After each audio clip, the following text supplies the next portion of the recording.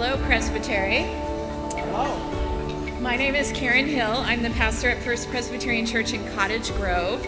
Cottage Grove is a small town of around 10,000 residents. It is about 30 minutes south of Eugene, just off I-5.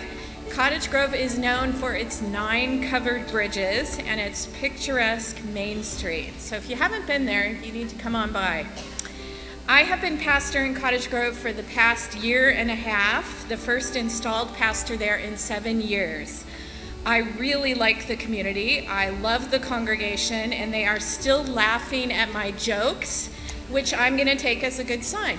The Presbyterian Church in Cottage Grove is unique. It is 162 years old, and for most of its life has maintained a steady membership of around 100 members. First Pres has some of the same concerns of most other Presbyterian churches. We are aging and have fewer younger members than we'd like, but our membership is stable and very active, and church attendance is great. So this is our church selfie from Easter last year. It was fun. Okay, Cottage Grove has a distinctive building. We could go to the next slide. Thank you. That doesn't show a clear picture of the building, but it was built in 1951. The church was designed by Pietro Belluschi, an architect from Portland. The building is mid-century modern. It is very unusual for a small town in rural Oregon. It is simple with clean flowing lines, and it's a beautiful place to worship every week. The sanctuary has great acoustics, and that matters because we could go to the next. This is a church of musicians and singers. We have wonderful music in Cottage Grove. Any Sunday morning, you might hear special music from a woodwind ensemble or solos on the guitar or mandolin or flute or recorder. And our music director is special. That's her, Natasha, in front. She is from Austria and a doctoral student in Oregon at the University of Oregon, so she's amazing. Next slide. We have children in church in Cottage Grove, and it's so good to be able to say that. We started a second Sunday school class last year for our tiny little youth group. We hired a very part-time youth director. He's having a great time with our junior and senior high students, and the young people are now serving as acolytes once a month. You saw Albert with his beanie on, standing on a ladder to light the candles. That's how it works. And this is our youth group. That's David back there with his Christmas tree costume on. It's their Christmas party. We could go to the next slide, please. We are also having fun in worship. This is Reformation Sunday, when Luther and Melanchthon showed up to discuss the Reformation and to talk badly about John Calvin. Next picture, please. This is Barry, the bagpiper, who is fantastic and comes every year to Cottage Grove, and he is having a sweet moment with Bridget. He's explaining to her how the bagpipe works and why he's wearing a kilt, and it was great. The Presbyterian Church in Cottage Grove is also distinctive for being the only progressive church in town. We definitely stand out among our more evangelical and fundamentalist church neighbors. Cottage Grove is a Moore-like congregation and has been for a very long time. The Presbyterians in Cottage Grove have also founded many community organizations that continue to provide services in the community, such as low-income senior housing, mental health services, and respite child care for low-income families. All those organizations do great work. So now I want to highlight for you 3 current mission projects that our Earth and Social Justice Committee is working on right now. First of all, our church is helping to support an effort by the Lane County Latino Alliance to help immigrants who are in danger of deportation. Cottage Grove has a community, a hidden community of Latino immigrants, and the Alliance is helping families prepare paquetes with important personal papers. So this is a way for people to care for their families in case one or both parents are arrested.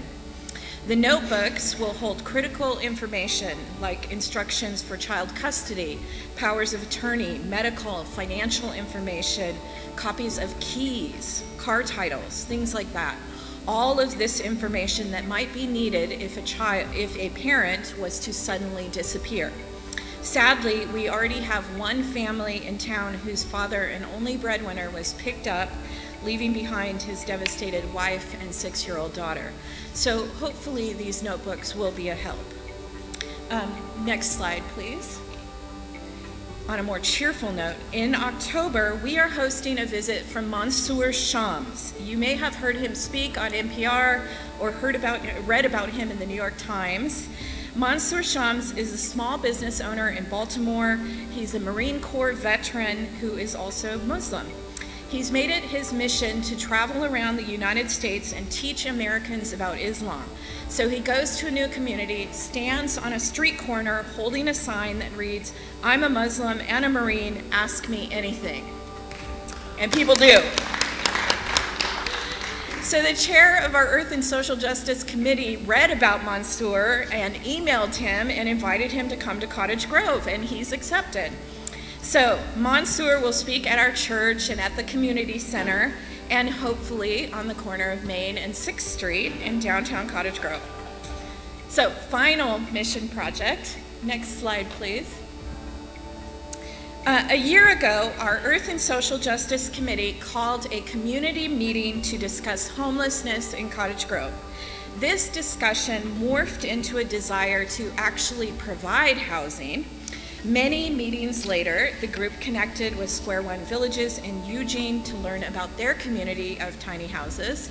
So fast forward to today, and in partnership with Square One, the group has purchased property in Cottage Grove and has received a grant to help pay for it. The Cottage Village Coalition, as they are now called, will build a community of 13 tiny houses with a community center, and the houses will rent for under $400 a month. The community will be self-governing and self-sustaining.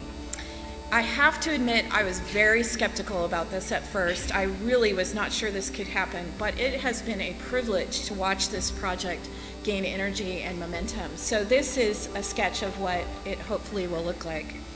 Yesterday, 4 of us from the church attended a grant writing seminar sponsored by the Ford Foundation, and we have plans to apply for many more grants. And I expect in the next 2 years, we will have 13 tiny houses ready for low-income people who previously had no place to live. So, thank you all. Thank you, Presbytery of the Cascades, for this opportunity to speak. I am so grateful to Paul, who's preached in Cottage Grove, to Dawn, who has come to worship there, and to all of my clergy colleagues in Eugene and Creswell. You have welcomed me and been a huge support to me and to the church in Cottage Grove. And I would also like to thank the trustees of the Presbytery for awarding Cottage Grove a Barnabas grant. That was the first grant that I've ever written, and we are so grateful for the award. And if it ever stops raining, we will finally get a new roof. So, Presbytery, if you're ever in the neighborhood on a Sunday morning, please stop by. We worship at 10 a.m. The welcome is warm, the spirit is alive, and the coffee is sustainable. So, thank you all. Thank you, Karen.